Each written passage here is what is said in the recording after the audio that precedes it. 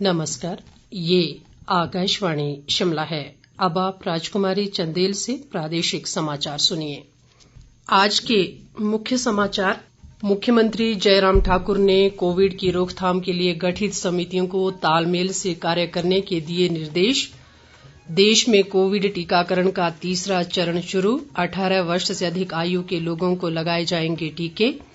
प्रदेश में कोरोना संक्रमितों की संख्या 1 लाख के पार, अब तक 80,000 से अधिक लोग हुए स्वस्थ। और मौसम ने ली करवट, शिमला समेत कुछ अन्य स्थानों पर वर्षा से तापमान में भारी गिरावट। कोविड मरीजों की संख्या फिर से बढ़ रही है, इसलिए सभी श्रोताओं से अपील है कि कोई भी कोताही न बरतें। सभी सुरक्षा उपायों का पालन करें और 45 वर्ष से ऊपर के सभी लोग बेहिचक टीका लगवाएं। सुरक्षित रहें और इन आसान उपायों का पालन करें। मास्क पहनें, 2 गज दूरी है जरूरी, सुरक्षित दूरी बनाए रखें, हाथ और मुंह साफ रखें। अब समाचार विस्तार से। मुख्यमंत्री जयराम ठाकुर ने प्रदेश में कोविड नियंत्रण के लिए गठित समितियों को तालमेल व समर्पण भाव से कार्य करने के निर्देश दिए हैं। शिमला में आज एक बैठक में उन्होंने कहा कि विभिन्न स्तरों पर अतिरिक्त बिस्तर क्षमता सृजित करने के लिए प्रभावी योजना बनाई जाए। उन्होंने कहा कि प्रदेश में ऑक्सीजन उत्पादन में वृद्धि लाने के साथ नए ऑक्सीजन प्लांट के कार्य में तेजी लाने के प्रयास भी किए जाने चाहिए। मुख्यमंत्री ने कहा कि राज्य में ऑक्सीजन की कोई कमी नहीं है और विभिन्न अस्पतालों में बिस्तरों की क्षमता बढ़ाने के निरंतर प्रयास किए जा रहे हैं। हम आने वाली सिचुएशन के लिए और ज्यादा तैयारी कर रहे हैं और उसमें 2 ही चीजें महत्वपूर्ण हमारे लिए ज्यादा है। एक तो बेड कैपेसिटी को बढ़ाने की बात और दूसरे उसके अतिरिक्त ऑक्सीजन की हमारी सप्लाई चेन जो है ठीक प्रकार से मजबूती के साथ मेंटेन रहे। अभी तक हिमाचल में हमारे यहाँ पर ऑक्सीजन की कमी नहीं है। ऑक्सीजन की सप्लाई में जिस प्रकार से सारी चीजें हमारे लिए रिक्वायर्ड है उसमें कतई भी कठिनाई हमको नहीं है। लेकिन जिस प्रकार से मामले बढ़ रहे हैं आने वाले समय में ये सिचुएशन आ सकती है, तो इसलिए उसके लिए हम क्या क्या कर सकते हैं वो सारी चीजें टेक्निकल चीजें हैं। मैं समझता हूँ उसकी तफसील इसकी डिटेल्स कोई बताने की जरूरत नहीं है। जयराम ठाकुर ने कहा कि मृत्यु दर को कम करने के लिए होम आइसोलेशन में रह रहे कोरोना मरीजों को जल्द अस्पताल में दाखिल किया जाए। इससे पहले उन्होंने शिमला में इंडस अस्पताल और सेना अस्पताल का भी दौरा किया ताकि इन अस्पतालों में कोविड मरीजों के लिए इलाज की संभावनाएं तलाशी जा सके। शहरी विकास मंत्री सुरेश भारद्वाज और स्वास्थ्य मंत्री राजीव सहजल भी इस दौरान मौजूद रहे। केंद्र सरकार ने विशेष सहायता के रूप में सभी राज्यों को राज्य आपदा कार्रवाई कोष के लिए 8,873 करोड़ से अधिक रुपए की अग्रिम राशि जारी की है।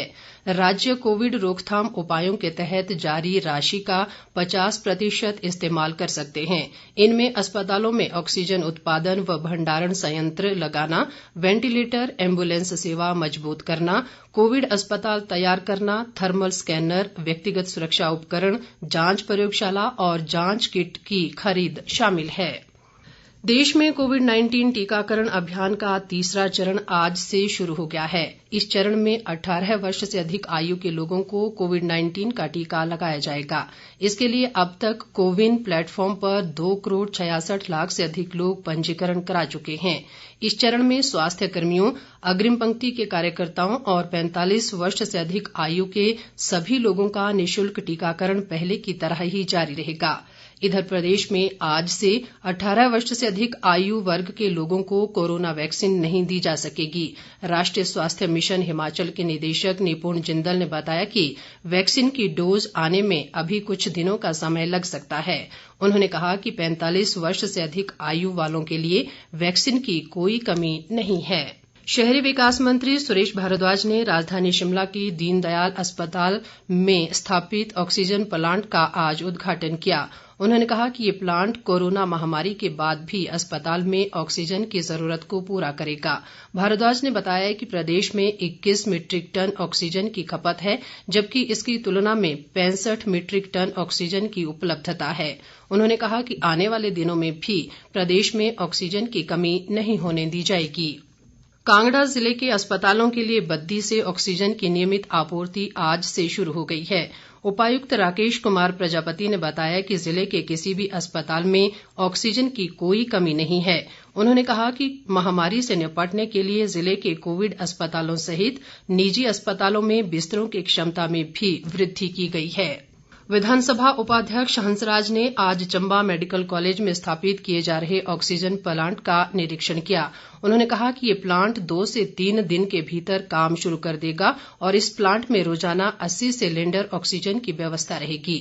उन्होंने कहा कि चंबा मेडिकल कॉलेज में अतिरिक्त बिस्तरों की संख्या भी बढ़ाई गई है। प्रदेश में कोरोना से संक्रमित होने वालों की संख्या 1 लाख तक पहुंच गई है। आज अभी तक प्रदेश में 2751 नए मामले सामने आए हैं। कांगड़ा जिले में सबसे अधिक 669, सिरमौर में 527, सोलन में 334, हमीरपुर में 282 जबकि शिमला जिले में 280 मामलों की पुष्टि हुई है। इसके अलावा आज 1220 लोग संक्रमण से स्वस्थ हुए हैं। राज्य में अब तक 80,534 लोग संक्रमण से पूरी तरह ठीक हो चुके हैं। वर्तमान में 19,928 सक्रिय मामले हैं। संक्रमण से अब तक 1,512 लोगों की मृत्यु हुई है। राज्य सरकार ने लोगों से कोविड दिशा निर्देशों का पालन करने और अफवाहों से दूर रहने का आग्रह किया है। एक सरकारी प्रवक्ता के अनुसार सोशल मीडिया पर सरकार के दिशा निर्देशों संबंधी भ्रामक समाचार चल रहे हैं जो निराधार और तथ्यहीन हैं। प्रदेश कांग्रेस प्रभारी राजीव शुक्ला ने कोरोना से बचाव के लिए राज्य सरकार को टीकाकरण कार्य में तेजी लाने की सलाह दी है। एक बयान में उन्होंने कहा कि महामारी से लोगों में भय न फैले, इसके लिए तेजी से कदम उठाने की जरूरत है। दूसरी ओर प्रदेश कांग्रेस अध्यक्ष कुलदीप राठौर ने राज्य सरकार पर टीकाकरण का तीसरा चरण शुरू करने में विफल रहने का आरोप लगाया है। उन्होंने कहा कि देश में वैक्सीन का पर्याप्त स्टॉक नहीं है और ऐसे में लोगों को वैक्सीनेशन के नाम पर गुमराह करने का प्रयास किया जा रहा है। राठौर ने कहा कि इस महामारी ने सरकार की स्वास्थ्य सेवाओं की भी पोल खोल कर रख दी है। प्रदेश भाजपा अध्यक्ष सुरेश कश्यप ने कहा है कि प्रदेश में कोरोना महामारी से निपटने के लिए सभी सुविधाएं उपलब्ध हैं। इसके अलावा प्रदेश का मेडिकल स्टाफ भी 24 घंटे जन सेवा का कार्य कर रहा है। उन्होंने कहा कि महामारी के इस दौर में जनता को संयम और धैर्य रखने की जरूरत है। तकनीकी शिक्षा मंत्री रामलाल मारकंडा ने कहा है कि राज्य सरकार कोरोना काल में छात्रों को ऑनलाइन माध्यम से बेहतर शिक्षा प्रदान करने पर बल दे रही है। सोलन जिले के राजकीय महिला बहुतकनीकी महाविद्यालय कंडाघाट में आज शिक्षकों के साथ चर्चा में उन्होंने ये जानकारी दी। उन्होंने महाविद्यालय में व्यायामशाला का भी शुभारंभ किया। प्रदेश के अधिकांश क्षेत्रों में मौसम ने करवट ली है और कुछ स्थानों पर दोपहर बाद से गरज के साथ रुक रुक कर वर्षा हो रही है। राजधानी शिमला सहित प्रदेश के विभिन्न जिलों में वर्षा का समाचार है। मौसम में आए इस बदलाव से तापमान में भारी गिरावट दर्ज की गई है। मौसम विभाग ने अगले 24 घंटों के दौरान कुछ स्थानों पर गरज के साथ वर्षा होने जबकि ऊंची चोटियों पर हल्के हिमपात की संभावना जताई है। आज अंतर्राष्ट्रीय श्रम दिवस है। श्रमिकों के योगदान के प्रति सम्मान व्यक्त करने के लिए ये दिवस विश्व भर में मनाया जाता है। इसे मई दिवस भी कहते हैं। ये दिन आर्थिक और सामाजिक अधिकार प्राप्त करने में श्रमिकों के बलिदान के प्रति श्रद्धांजलि अर्पित करने के लिए मनाया जाता है। अंत में मुख्य समाचार एक बार फिर। मुख्यमंत्री जयराम ठाकुर ने कोविड की रोकथाम के लिए गठित समितियों को तालमेल से कार्य करने के दिए निर्देश। देश में कोविड टीकाकरण का तीसरा चरण शुरू। 18 वर्ष से अधिक आयु के लोगों को लगाए जाएंगे टीके। प्रदेश में कोरोना संक्रमितों की संख्या 1 लाख के पार। अब तक 80,000 से अधिक लोग हुए स्वस्थ।